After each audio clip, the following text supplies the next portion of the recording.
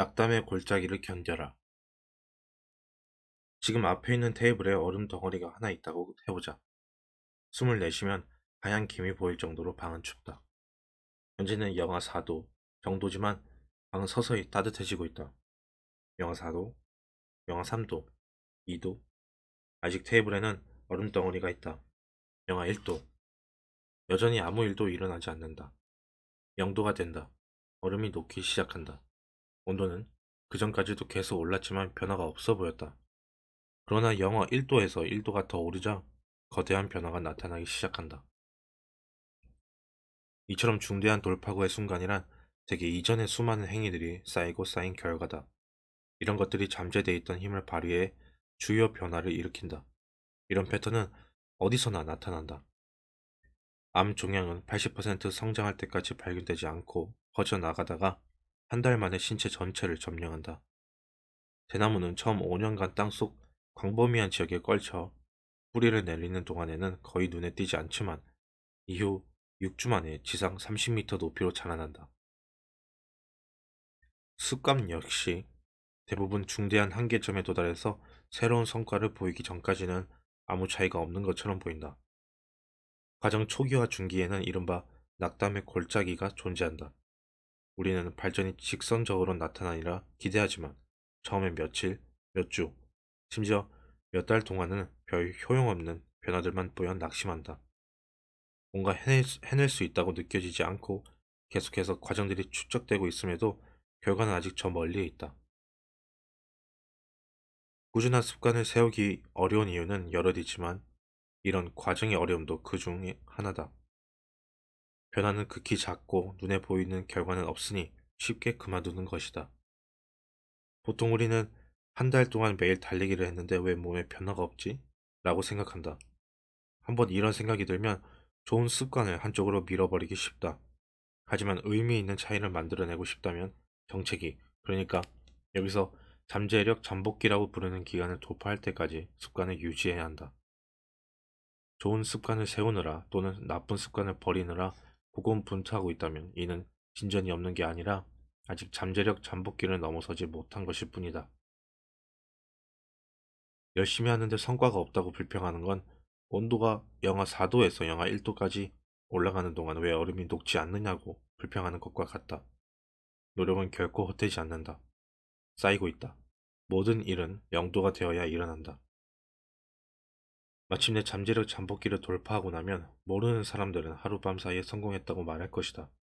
세상은 그 모든 과정이 아니라 가장 극적인 사건만 본다. 하지만 자신은 얼마나 오랫동안 그 일을 해왔는지 안다. 한 발자국도 나아가지 못한 것 같을 때도 계속 밀어붙여서 결국에는 오늘이 만들어졌음을 안다. 이는 지각 변동에도 비유할 수 있다. 두 개의 지질판이 수백 년간 서서히 맞비디지면서 충돌 위험도 서서히 쌓여간다. 그러다 어느 날 수년간 일어났던 것과 똑같은 일이 한 번 더 일어나는데 이때 어마어마한 충돌이 일어난다. 지진이 발생하는 것이다. 변화는 수년에 걸쳐 진행되다가 어느 한순간 일어난다. 무엇이든 숙련되기까지는 인내심이 필요하다. NBA 역사상 가장 성공한 팀이었던 샌 안토니오 스퍼스라는 라커룸의 사회개혁가 야콥 리스의 말을 걸어두었다.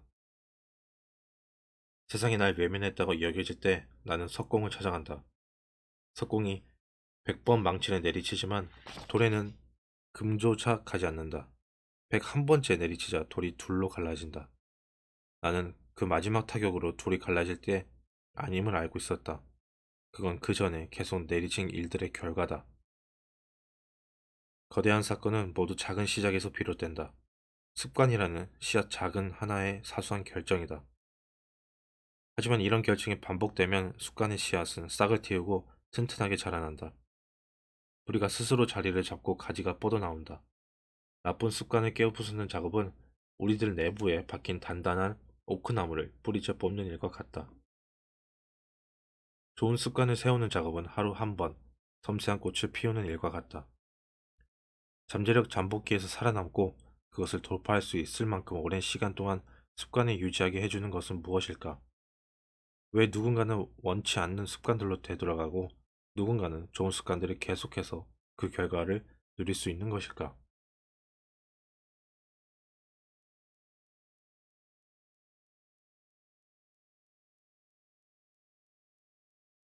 목표 따윈 쓰레기통에 던져버리기. 흔히 몸매를 가꾸든 회사를 운영하든 걱정을 덜하고 더욱 편안하게 지내는 것이든 원하는 것을 얻으려면 구체적이고 실행 가능한 목표를 세워야 한다고 말한다. 나 역시 습관에 대해 오랫동안 이런 관점에서 접근했다. 습관 하나하나는 곧 도달해야 할 구체적인 목표였다. 원하는 학교 성적, 체육관에서 들고자 하는 엮인 무게, 사업을 해서 얼마나 벌어야 하는지를 목표로 설정했다. 하지만 그런 목표들 중에서 성공한 것은 극히 일부였고 대부분 실패했다. 나는 내가 얻어낸 결과들이 처음에 세웠던 목표와는 거의 관계가 없고 사실 모든 것은 시스템에 달려있다는 것을 깨달았다. 시스템과 목표의 차이는 무엇일까? 만화 딜버트의 작가 스콧 애덤스의 표현에 따르면 목표는 우리가 얻어내고자 하는 결과이며 시스템은 그 결과를 이끄는 과정이다. 감독의 목표는 챔피언십을 획득하는 것이다. 그렇다면 시스템은 선수들을 선발하는 방식, 코치들을 다루는 방식, 실행하는 방식이다. 기업가의 목표는 수백만 달러짜리 사업을 세우는 것이다. 그렇다면 시스템은 제품이나 서비스에 대한 아이디어를 테스트하는 법, 직원을 고용하는 법, 마케팅 캠페인을 하는 법이다. 악기 연주자의 목표는 새로운 곡을 연주하는 것이다. 그렇다면 시스템은 몇 번 연습할 것인가, 어떻게 틀을 깨고 다른 방식으로 연주할 것인가, 배운 내용을 어떻게 나만의 것으로 소화할 것인가가 된다. 자, 이제 흥미로운 질문을 해보자. 목표를 완전히 무시하고 오직 시스템에만 집중한다면 그래도 성공할까? 예를 들어 당신이 야구 코치인데 챔피언십을 획득하겠다는 목표를 생각지 않고 팀이 매일 어떻게 연습만 것인지에만 집중한다면 그래도 결과를 낼 수 있을까? 나는 그렇다고 생각한다. 어떤 스포츠든 목표는 최고의 점수를 달성하는 것이다. 하지만 그렇다고 해서 경기 내내 점수판만 응시하는 건 말도 안 되는 것이다. 실제로 승리할 유일한 방법은 매일, 매일 더 나아지는 것뿐이다. 미국 프로 미스축구 대회 슈퍼볼 3회 우승자 빌 윌시는 이런 말했다. 점수를 신경 쓰는 건 점수뿐이다. 이는 삶의 다른 영역도 마찬가지다. 더 나은 결과를 내고 싶다면 목표를 세우는 일은 잊어라. 대신 시스템에 집중하라. 이 말은 무슨 의미일까? 목표가 무용지물이라는 말일까? 물론 아니다. 목표는 방향을 설정하는 데 필요하며 시스템은 과정을 제대로 해나가는 데 필요하다. 그러나 목표를 생각하느라 너무 많은 시간을 들이고 시스템을 고안하는 데는 시간을 투자하지 않을 때 문제가 발생한다. 문제 1. 성공한 사람도 성공하지 못한 사람도 목표는 같다. 목표 설정에 집중하다 보면 심각한 승자 편향적 사고에 매몰될 수 있다. 우리는 승리한 사람들에게 집중한다. 야심찬 목표가 그들의 성공을 이끌었다고 추측하는 실수를 범하고 누구나 목표를 가지고 있지만 모두가 성공한 것은 아니라는 사실을 간과한다. 올림픽에 출전한 선수 모두가 금메달을 원한다. 입사 지원자 모두가 구직을 바란다. 성공한 사람도 성공하지 못한 사람도 목표는 같다. 목표는 승자와 패자를 가르는 차이가 될 수 없다. 영국 사이클 선수들을 최고의 선수로 만든 것은 투르 드 프랑스 우승이라는 목표가 아니었다. 그들은 그 전에도 매년 투르 드 프랑스 우승을 바랐을 것이다. 다른 프로팀들도 마찬가지였을 것이다. 목표는 늘 거기에 있었다. 결과에 차이가 생긴 건 지속적으로 작은 개선들을 만들어내는 시스템을 시행한 것, 그뿐이었다. 문제 2. 목표 달성은 일시적 변화일 뿐이다. 지저분한 방 안에 있다고 생각해보라. 방을 치우기로 목표를 세운다. 그리고 당장 청소해야 하는데 필요한 에너지를 끌어올려 방을 치웠다. 하지만 대충대충 청소하거나 뭐든 잘 버리지 못하는 사람이라면 방은 또 지저분해질 것이다. 그리고 다시 새로이 쌓인 잡동사니 더미들을 보며 치워야겠다는 의지가 활활 타오를 것이다. 이렇듯 계속 같은 결과가 나타난다는 것은 이런 결과의 배경이 된 시스템을 바꾸지 못했기 때문이다.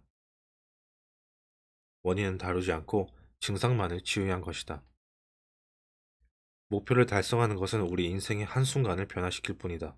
이는 개선과는 다르다.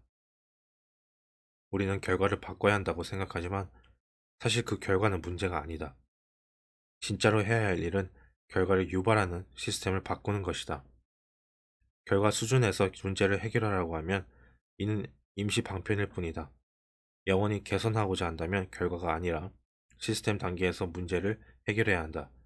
입력값을 고쳐야 결과값이 바뀐다. 문제 3. 목표는 행복을 제한한다. 목표 뒤에는 이런 가정이 내포되어 있다. 목표에 도달하면 행복해질 거야. 목표를 우선으로 생각하는 태도의 문제는 다음 표지만에 도달할 때까지 행복을 계속 미룬다는 것이다. 나는 수없이 이런 함정에 빠져 내가 뭘 하는지 잊곤 했다. 수년 동안 나에게 행복이란 미래에 있는 것이었다. 근육을 10kg 증량하기만 하면 내 사업이 뉴욕타임즈에 실리면 그제야 행복해지고 쉴 수 있을 것이라고 여겼다. 게다가 목표는 이것 아니면 저것이라는 양자택일적 갈등을 만들어낸다. 목표를 달성하면 성공하는 것이고 달성하지 못하면 실패하는 것이라고 말이다. 그러면 스스로 행복에 대한 좁은 시야 안에 갇히고 만다. 이는 오판이다. 실제 삶의 행로는 우리가 마음속으로 정해놓은 여정과 정확히 일치하지 않는다. 성공으로 가는 길은 수없이 많다. 굳이 하나의 시나리오에만 자신의 길을 맞출 필요는 없다. 시스템 우선주의는 그 해독제를 제공한다.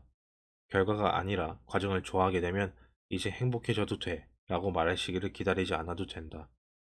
시스템이 작동하고 있다면 어느 때건 만족할 수 있기 때문이다. 시스템은 우리가 처음 상상했던 한 가지 결과가 아니라 다양한 형태로 성공할 수 있게 해준다. 문제 4. 목표와 장기적 발전을 다르다. 마지막으로 목표 중심적 사고방식은 요요 현상을 불러올 수 있다. 달리기 선수들은 경기가 있으면 몇 달 동안 열심히 운동한 끝에 결승선을 통과한다. 그리고 당분간은 훈련을 멈춘다. 이미 끝난 경기는 더 이상 동기를 자극하지 않는 것이다. 특정한 목표를 이루기 위해 노력했다면 그것을 달성한 뒤에 무엇이 남아 우리를 앞으로 나아가게 할까? 이 때문에 많은 사람이 목표를 달성하고 나면 과거의 습관으로 쉽게 돌아가곤 한다. 목표 설정의 목적은 게임에서 이기는 것이다. 반면 시스템 구축의 목적은 게임을 계속 해나가는 것이다. 장기적으로 발전하기 위해서는 목표 설정보다는 시스템을 구축해야 한다.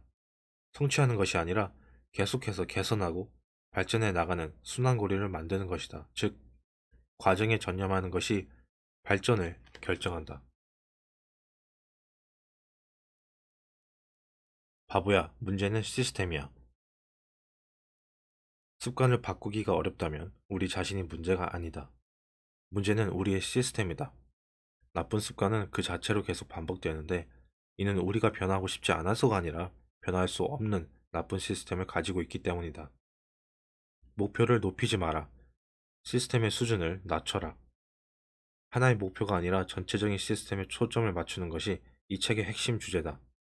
지금까지 이 책이 미세한 변화, 미미한 이익, 1%의 개선을 말한다고 생각했을지도 모른다. 하지만 나는 단순히 과거의 습관들이 아니라 아주 작은 습관의 힘을 강조하고 싶다. 전체 시스템의 부분은 작은 습관들 말이다. 원자가 모여서 분자 군조를 만들어내듯 아주 작은 습관도 모여 놀라운 결과를 이뤄낸다. 습관은 우리 삶의 원자들과 같다. 하나하나가 전체적인 개선을 이끄는 기초 단위들이다. 이런 자잘한 일상의 행위들은 대수롭지 않아 보이지만 하나하나 쌓아 나가면 초기에 투자한 비용을 훨씬 웃돋는 수준으로 커져서 거대한 승리의 연료가 된다. 그것들은 작지만 강하다. 정기적인 실행 또는 일상적인 행동들은 작고 실행하기 쉬울 뿐만 아니라 강력한 힘을 내는 군원이다. 시스템의 한 구성 요소로 종합적 성장을 이끈다.